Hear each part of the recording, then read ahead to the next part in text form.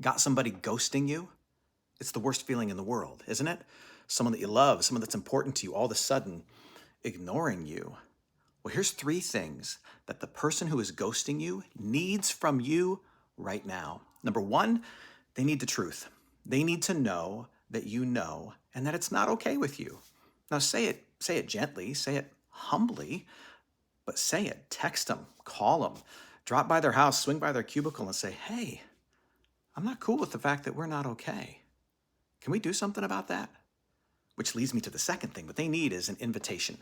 They need an invitation to talk with you, to address whatever it is with you. They need to know that there's an open door and that you have a ready stance to repair whatever it is that's gone wrong, and that you are open to hearing some tough truth yourself about how you may have hurt them or offended them. Open the door and tell them that you want them to walk through it and have a conversation that's going to make things better.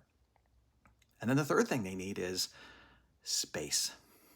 They need space to wrestle with whether or not they're going to take you up on that invitation. And that can be the hardest thing, to wait for somebody to want to re-engage with you and reestablish that relationship. It's so hard.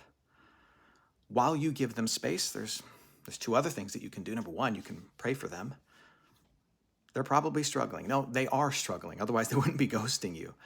So pray that the Lord would be compassionate to them as they struggle and wrestle with whatever they're mad about.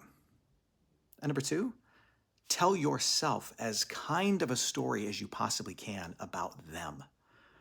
When relationships go sideways, we become unreliable storytellers to ourselves about the other person. And in order to make ourselves feel better, we tell ourselves stories where they're bad, they're awful, and we're good. And those stories, which are false, they're just coping mechanisms. Those stories end up, hardening our hearts or planting seeds of bitterness that are only going to make it that much more difficult for us to make things better. Choose to protect this person's reputation in your own heart and mind so that when it is time to reconcile, it's that much easier. Keep your heart soft to them. Tell a kind story to yourself about them while you wait.